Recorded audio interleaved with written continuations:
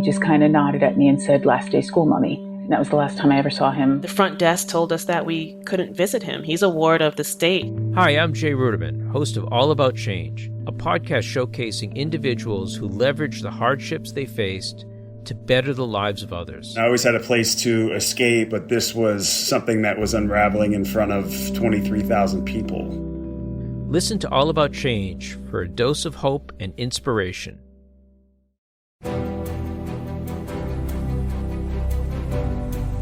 From the McCourtney Institute for Democracy at Penn State University, I'm Michael Berkman. I'm Chris Beam. I'm Jenna Spinelli, and welcome to Democracy Works. This week, we are honored to be joined by Francis Fukuyama, who has many titles. I'll just read a few of them here that are relevant to our work in the show. He's the Oliver Nomalini Senior Fellow at Stanford University's Freeman Spogli Institute for International Studies and a faculty member at Stanford's Center on Democracy, Development, and the Rule of Law. And his name may be most familiar to many of you because of his now, I might say, infamous book, The End of History and The Last Man, which was released, I believe, in the early 1990s. Right. And a really important book, and I think a misunderstood one, but I don't want to spend a lot of time on it. But the book came out when democracy was kind of ascendant around the world. And his argument was that, well, the end of history was liberal democracy and capitalism. He still thinks that liberal democracy is the best solution. But in this book, he's arguing that there are some serious threats, both on the right and on the left, and that liberalism needs to do a better job of defending itself, of articulating why it is the best solution. Yeah, I mean, the war in Ukraine, the rise of authoritarians around the globe led people to think that, or led people to argue anyway, that the ascendancy of liberal democracy isn't so clear. Isn't that where some of the attacks come in? Yeah. So what is liberal democracy, Chris? Well, why do we tend to talk about democracy with these two terms instead of right? So liberalism is an adjective, right, that describes democracy. Democracy is basically majority rule. It's about everyone having a vote, and it's the procedures by which you make real the idea that the people are the sovereign in that society. And liberalism is a system of government that puts checks on itself and puts limits on its power. So and that preserves individual liberties. Right, exactly. Although I've argued, and I still would argue, that if you're going to accept democracy and equality in the way the framers do, that same equality is grounded in the idea that we all have these rights. Yeah. But, I usually lose that argument, so I'm not going to push it. But in any case, there is this notion that liberalism is about rights and diffusion of power. And so anytime you hear anybody talking about democracy, except when you're talking about something like deliberative democracy or something on a very much lower scale, what you're talking about is liberal democracy. Right. So it's not liberalism in the sense of something to the left or something. Correct. Yeah. And yes, I kind of agree with what you were saying before. He uses an expansive definition of liberalism and a pretty narrow definition of democracy, so that democracy is essentially just how we make the decisions that organize our society. But equality, individual rights, the limits on government, fragmentation of power, all of that is liberalism. Is that right? Is the liberal part of a liberal democracy? We've talked about Hungary on this, program before, and his argument is to create what he calls explicitly an illiberal democracy. So if the majority wants to, curtail or diminish the rights of the press or the rights of minorities, gay people, trans people, whatever, refugees, immigrants, the majority has the power to do that. And we don't have to have these kind of liberal, trappings in order to make it a genuine democracy. So what does it say about where we're going that so much of the right in the United States celebrates Orban and his illiberal democracy? Well, that's kind of the point of the book, isn't it? That there is a threat to liberal democracy and that there's something inherently illegitimate about separating these two words. The point is that right now in the contemporary world, this liberal democracy, this amalgam of rights and popular sovereignty and the rule of law and limited power is under threat. He says it's under a threat from the right and the left, but he is absolutely clear that the bigger threat right now is from the right, from people like Orban. One of the central premises of liberalism is the emphasis on the individual, right? On individual rights, and this, in fact, as he explains in, I think, also really neat earlier chapters, is sort of the movement away from kinship-based societies and religiously based societies. That everything is placed in the individual becomes of critical importance, and he's arguing that from the left, this notion of the individual has been replaced by the group. And so what this does is it calls into question some of the most fundamental orienting principles of liberalism. And so he doesn't want to say that's not a problem. Matter of fact, I think, in terms of theory, I think he would argue that, the threat on the left is at least as important as the one on the right. But, just in terms of where we are right now in history, there's no doubt that the right is more exigent and more of a threat. Right. And once you move out of the United States, certainly the threats seem to be coming more from the right than they do from the left. Yeah, there and here. Yeah. I think you guys did a great job of setting the stage for what Dr. Fukuyama is going to talk about. It was a real pleasure to get to sit down with him on campus. So let's go now to the interview.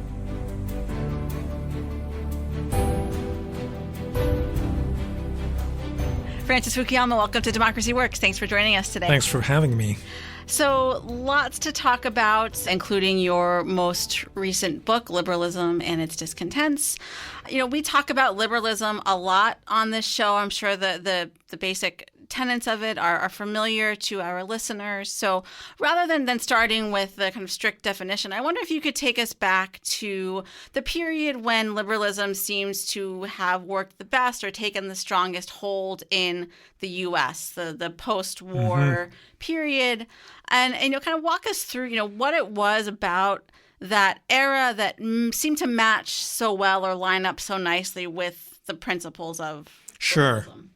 Well, I think that really you're talking about the period after 1945 because you had these very severe threats to both liberalism and to democracy with the rise of Hitler and Stalin. But with the defeat of Hitler, Europe, I think, woke up to the fact that if you base your nation on an aggressive form of nationalism, you're going to end up with a lot of violence. So after two world wars, there was an attempt to create a new liberal world order, and the United States was part of that. In fact, it was really the chief architect of that system. And I think in that period, pretty much everybody took liberalism for granted.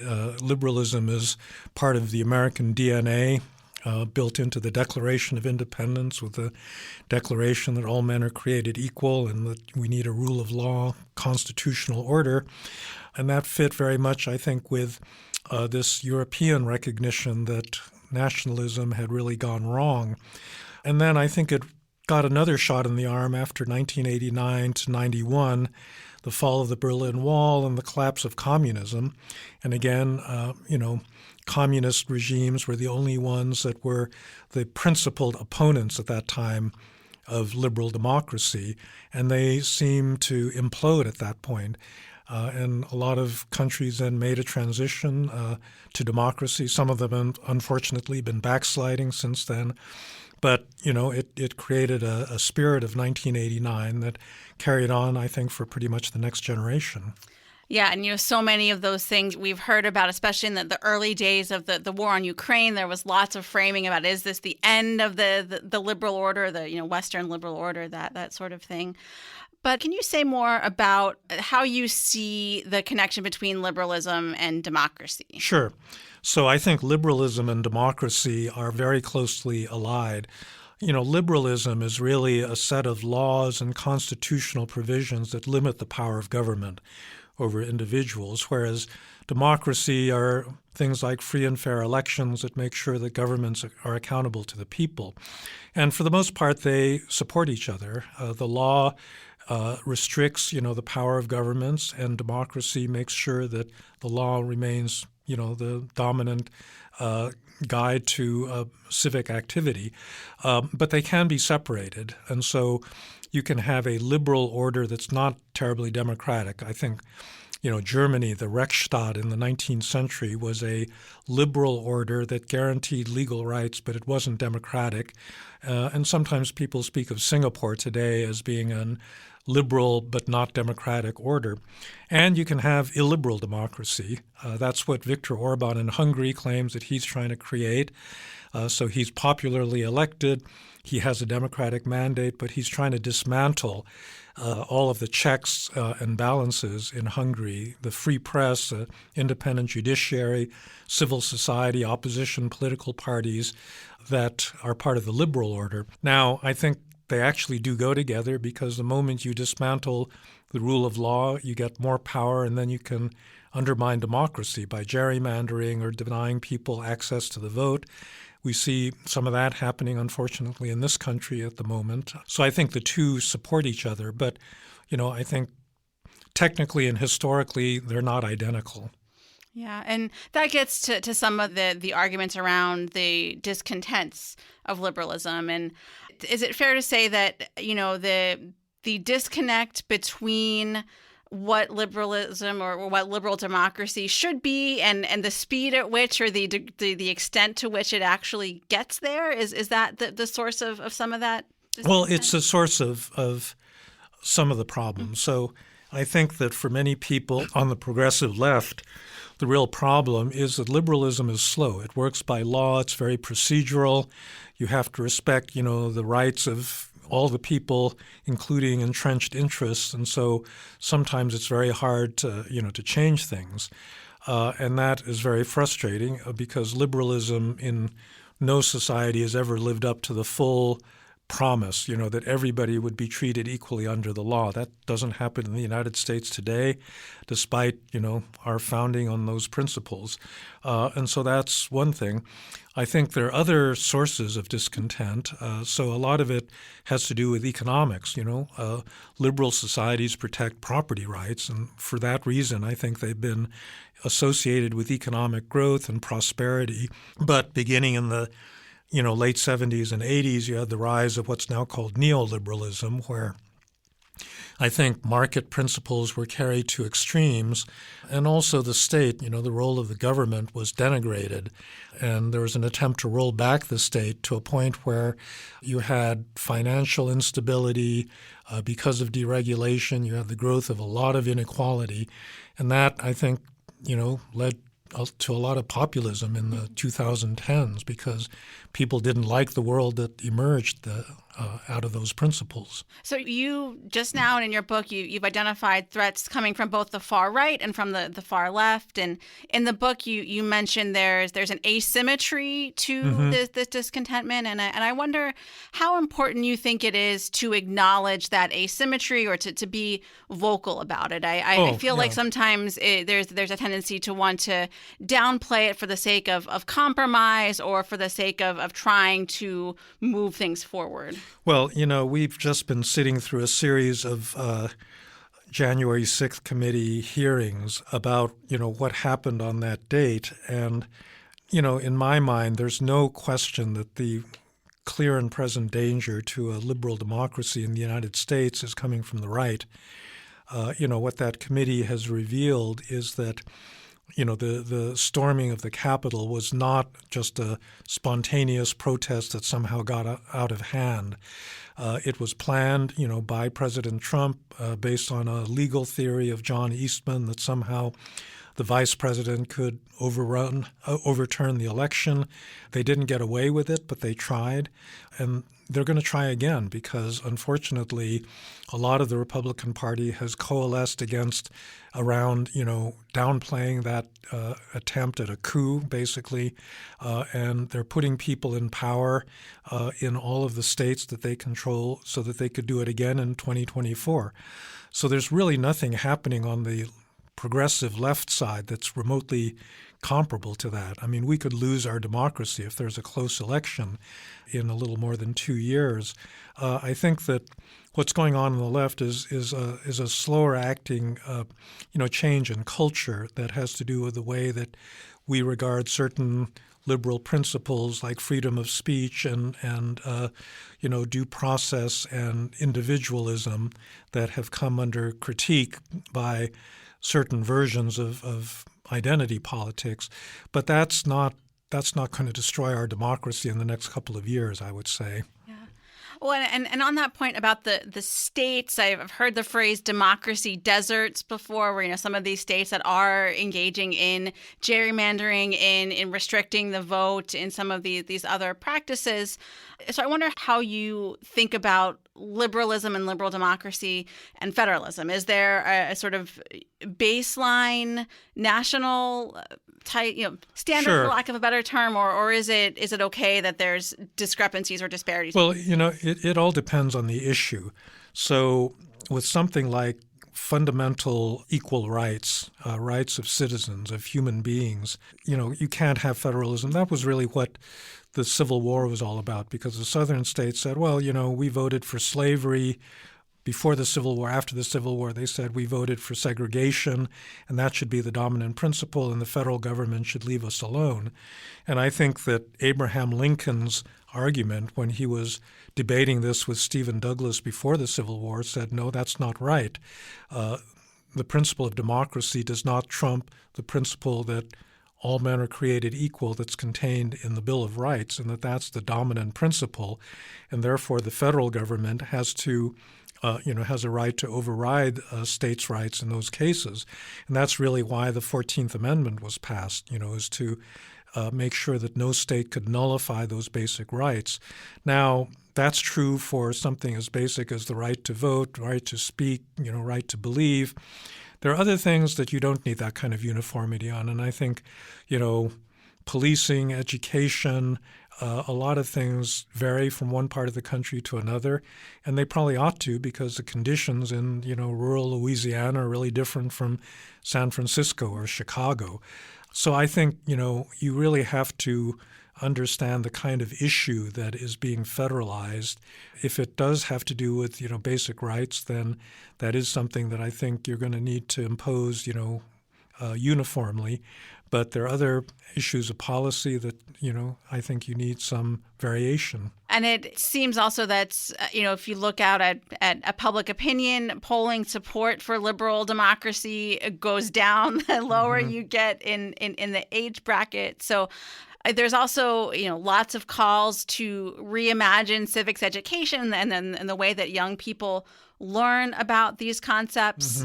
Do you have ideas or maybe things that you've learned from your own teaching career that seem to work well to sort of get these principles across in a way that translates? Well, civics education is important. One of the problems, though, right now is that between the two polarized sides, we don't actually agree on the narrative that we are trying to teach. I believe that there is one out there. I think that you could teach American history in a way that, confronted very, very honestly the whole legacy of race and slavery and Jim Crow and the continuing injustices, to African Americans that have been there from the start, but also conveyed a sense of progress, that this hasn't been, that things actually have gotten better as a result of reforms. Maybe it's very slow acting. It's too slow for many generations of people, but there has been progress. I think the problem right now is that we do have this polarized view. On the one hand, the one that wants to whitewash, the whole American experience and kind of expunge the bad stuff. And then what you'd call maybe the 1619 view that says that really nothing has changed since slavery, that the same racist structures are still in place and so forth. I think both of those are wrong. But unfortunately, in this fight over critical race theory and so forth, that's what a lot of the fight is how you tell that narrative. I think that basic information about the way our government works is something that is lacking in a lot of young people. And there's all this poll data that, great majority of young people can't identify the three branches of government, can't name a single one of the rights enumerated in the Bill of Rights, this sort of thing. I can see that, in my own university at Stanford, where there actually had been earlier a kind of required core course that ended up with, some teaching about American democracy. And that's all disappeared over the last, 20, 30 years. And it's disappeared in a lot of, elite universities, as a matter of fact. And I think that's something that's too bad. Mm-hmm. So what do we do about that? How do we change the incentives or change the, kind of mechanisms to sort of, I don't want to say bring it back. I don't know that it needs to be like how it was before, but how to, reimagine something that mm-hmm. fits our current moment, our current media landscape, those sorts of things. Well, that's part of a larger question about how we overcome the current polarization. My view about that is you overcome it politically, which is to say you win an election, or the right people win the election. And by that, I don't want to sound partisan, but, in a democracy, in a way, that's what has to happen, is that, a certain view ends up predominant. And because it's a democracy, if, that's what most people believe, there's a lot of pressure to jump on board. Just to give you a historical precedent for this, the country was extremely divided in the late 19th century, and so control of Congress would flip between Republicans and Democrats virtually every 2 years. At that point, the parties were reversed, so the Democrats were the agrarian rural party and the Republicans were the kind of urban, progressive party. And then it all changed in the 1896 election that brought McKinley to power. So the Republicans captured control of both the presidency and both branches of Congress, or both houses of Congress. And, what's interesting about that is that it's in a way comparable to the situation we're in, because the two parties represented two visions of America. One was kind of backward-looking, agrarian, people living on family farms. And the other one was looking forward to an urban, industrial, modernizing future. And the country just couldn't make up its mind as to which of these futures it really wanted to embrace. But after 1896, the Republicans won. The progressive movement got a firm start. A lot of basic American institutions were put into place at that point. And I think we're in a kind of similar situation. Globalization has created this division between people that are looking backwards, wanting to make America great again, and people that are willing to embrace a kind of more open cosmopolitan future. Country has to make up its mind, and I think it will make up its mind when it votes, a certain way. Yeah. Well, and on that point about the progressive era, people who talk now about political reform, bring up things like ranked choice voting and proportional representation as maybe some changes we can make now to help reduce polarization and maybe illiberalism to some extent. How much do you think policy solutions like that can help here? Well, I think they can help. I don't think they're going to be the solution. So I think that in both parties you actually have divisions that cannot be expressed because of the plurality voting system we have. It's actually plurality voting combined with popular primaries. because primaries are low turnout events, it turns out the main people that show up are activists. And so both parties have been pushed to their extremes, especially the Republican Party, because of that phenomenon over the past few years. And so if you did have ranked choice voting, you could have more situations like Lisa Murkowski in Alaska, where she didn't toe the line, the Republican line, national Republican line. The party didn't nominate her, so she ran as an independent. And because of her father and her name, she won the election. If you had ranked choice voting, that could happen in more states where, you get some centrist, let's say centrist Republican, who actually could do pretty well in a general election but can't get past the primary. If you had ranked choice voting, that person could then end up, as the other candidate. And so, there's some chance that could actually moderate our policy. The other thing about ranked choice voting is it encourages cross-party coalitions because you want to get the second preference of your opponent, and therefore there's some incentive to do deals. Now, in Australia, where this has been practiced a long time, it hasn't ended the two-party system.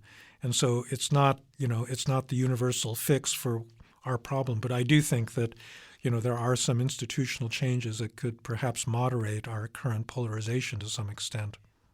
So in the lecture you gave during your visit to Penn State, it was all about climate governance and policy. And you talked a lot about the administrative state, bureaucracy, and some of the ways that can sometimes get in the way, perhaps, of climate or, policy changes, that kind of thing. So the problem, I think, is in liberal societies that are based on the rule of law is they tend to be procedural. And over time, they become excessively procedural. So what I was talking about in my lecture was the difficulty of actually coming to decisions in the United States because of very complex procedures we have imposed upon ourselves in order to make decisions. And these are procedures that tend to give a lot of vetoes to different stakeholder groups, where you have to get such broad agreement that it becomes really difficult to, for example, if you're adapting to droughts in California in order to build a new reservoir, to build a water treatment plant, the procedures you have to go to get approval for that mean that it's going to take years to do and it's going to cost, a whole lot of money. And so it makes it actually very hard to do that kind of adaptation. And so I would – and it is related to liberalism because liberalism is about the rule of law. I once wrote a little article about this, that in a sense we have too much law in some cases. There's too much litigation. I mean, this is another thing that we do in America is when we regulate, sometimes we do private regulation where we permit people to sue in order to enforce laws. We don't have the government just enforce the law.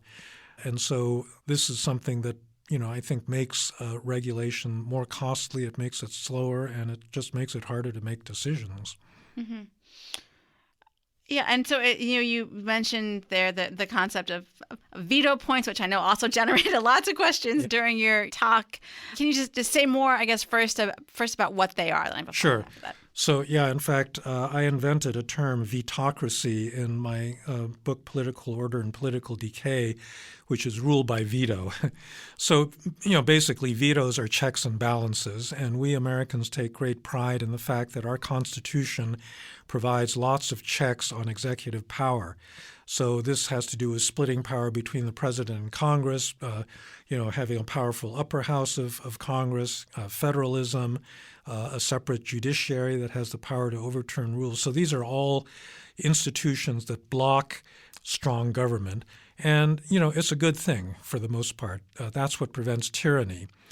We don't want a strong executive that can run roughshod over individual rights or just make arbitrary decisions. Like, in China, you've got this crazy decision on zero COVID that doesn't seem to make any sense. And in the United States, it's harder to, pull something like that off. But the problem is that, it's a check against bad government, but it's also a check against good government because it also makes doing things that are in the common interest, and we're going to have to do a lot of that to meet the climate goals that we need. It makes that harder as well. So on the upside, those checks and balances are also an obstacle. And so I think that in the end, I don't want to go to anything like an authoritarian system. That's completely uncalled for. It's not going to solve the problem.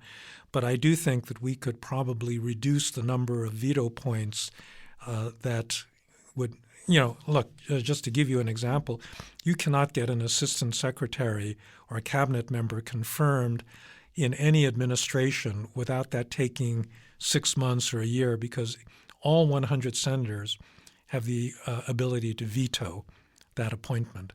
It's just a ridiculous system, but we can't get rid of it either, because they can also veto the ability to reform the system. So I just think that there's a lot of ways that you can streamline decision-making, staying within the universe of acceptable democratic process that will allow us to come to collective action decisions more readily than we do now. Right. Well, and the distrust in institutions. Yes. And that seems like a kind of another big chicken and the egg sort of problem. You need to reduce polarization to repair trust, but you can't repair trust until you reduce polarization. That's right. Yeah, I mean, distrust in institutions is something very hard to repair once it's happened.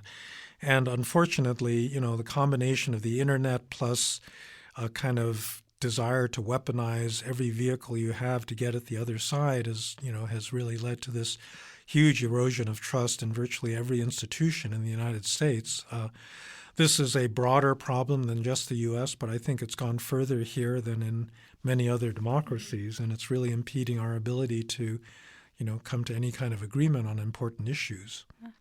How much of that distrust do you think is because of what you mentioned at the very beginning of, decades of taking liberalism for granted? If you talk to young people or, read public opinion data or, news stories, it's this sense of like, well, why should I trust these institutions that haven't done anything for me, that I don't really see any value in? Whether it's student debt or, you pick whatever it is, climate. Mm-hmm. How do you think about that factor when it comes to distrust? I have a kind of complex view about the decline of trust, because I actually think that part of it is the result of some good things that have happened, right? That part of it is actually more information. So, for example, Catholic priests abusing children. Do you think that this only happened in the last generation? No. It's been happening continuously. It's just that a lot of it was covered up in earlier ages, and so people didn't know about it. But it's very hard to hide that kind of stuff these days. And so we hear about the way that sausage is made in the factory and say, this is horrible. But that's a good thing that we know, more about it. People are better educated.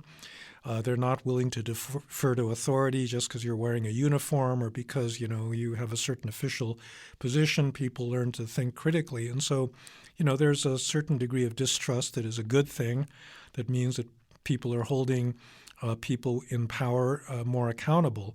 But there's also, I think, irrational trust. And a lot of that is driven really by the internet, where you've cut the legs out from under a lot of the sources that actually provided credibility to information. This is the mainstream media, scientific community, the legal community. I mean, you need these gatekeepers to actually verify basic empirical, factual information. And with the internet, anyone can say anything about anything they want, and sure enough, they do. And it's in fact been weaponized to such a degree that, and then also, even foreign actors. I mean, I think people misunderstand in a way what the Russians have been up to, but what they have been pushing is not a particular line necessarily, but just the idea that no one knows the truth about anything. You can't therefore trust any institution. And that has been, unfortunately, taken to heart by a lot of people. So maybe they don't even trust their own side, but they certainly know that they're not going to trust the other side. And that, then makes it very hard to deliberate and come to decisions and the like. We've talked a lot about systems and structures, and also that people can vote and should vote for, politicians and candidates that uphold and believe in and value liberal democracy. But are there other things you would put in that bucket, so to speak, of individual actions people can take to uphold those liberal principles in their own lives? Well, I actually have a whole chapter on the question of patriotism and national identity because I think that nobody fights for liberal principles just in the abstract. They always fight for them embedded in a particular country. And it's important even in, so there's a problem in liberalism where we believe all human beings have rights, but we only enforce rights in our country. And that, seems like a contradiction to many liberals, and I think it shouldn't be because, first of all, I think liberal states should be limited in their jurisdiction. But secondly, I think that you can't have a cohesive society if people don't have a common set of values and loyalties that are themselves liberal. And that's kind of a trick. You want national identity, but you don't want it to be intolerant or exclusionary. And so I do think that you need to build a sense of national community based around liberal principles of rule of law, respect for constitutional principles and the like, and then thicken it, in some ways with shared culture. Again, a culture that has to be accessible to everybody that lives there and seeks to be a citizen, but is, strong enough to support a kind of emotional commitment to a public good. And that's a pretty hard trick to pull off, but I do think it's important and possible. Well, we will link to your blog and to all of your books so our listeners can read more of your work. I'm sure they're already very familiar with it. But Francis, thank you so much for your time today. Thanks very much for having me.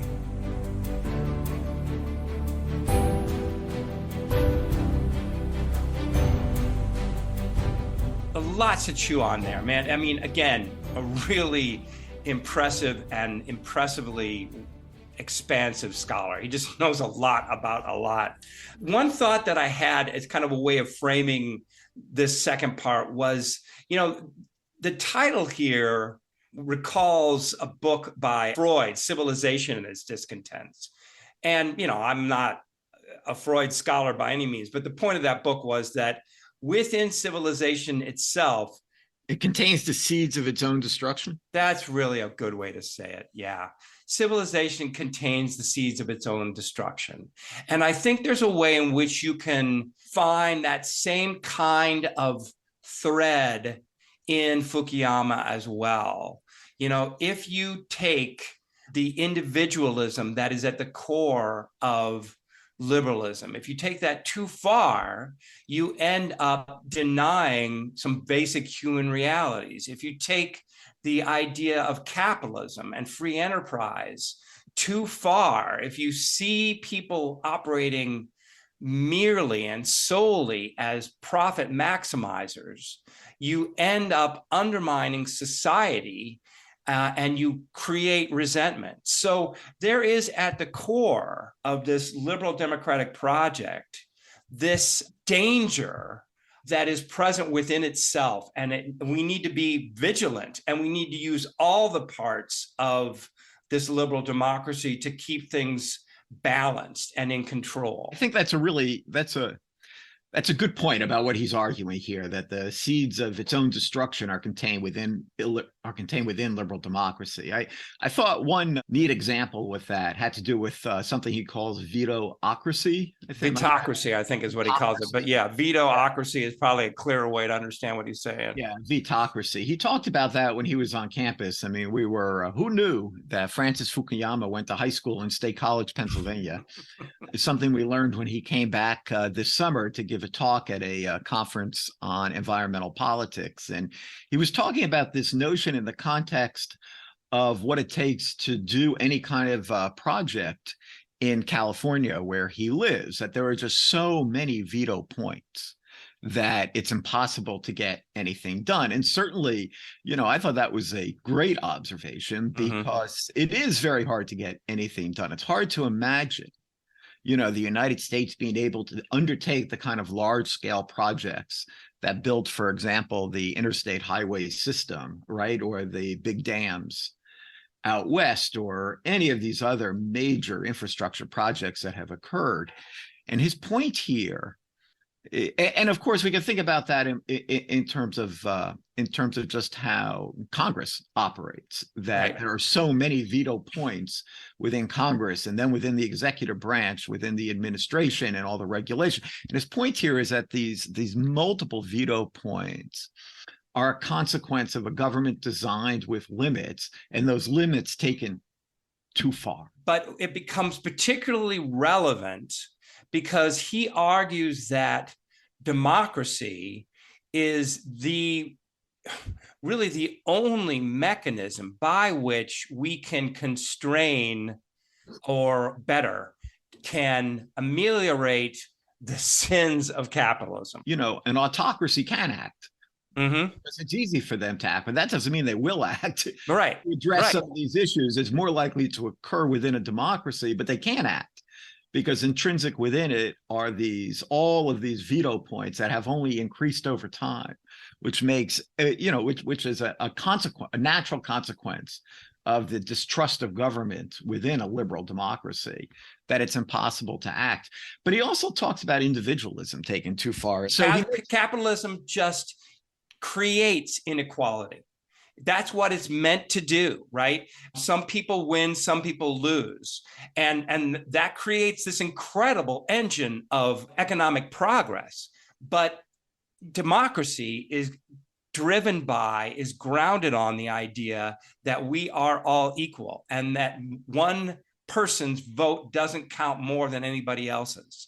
And so democracy is there to constrain or to put brakes on the worst impacts of capitalism.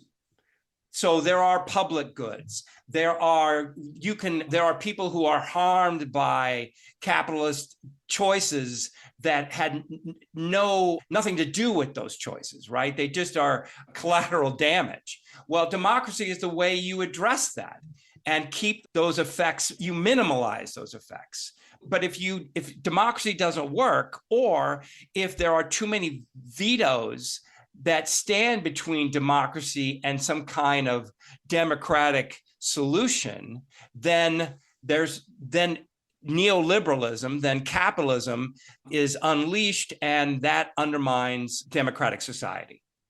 So Frank Fukuyama meet Bernie Sanders.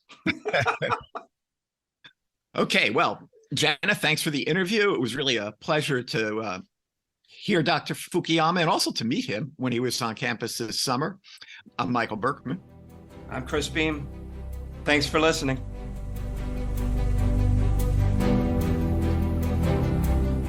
Democracy Works is a collaboration between the McCourtney Institute for Democracy at Penn State and WPSU Public Media.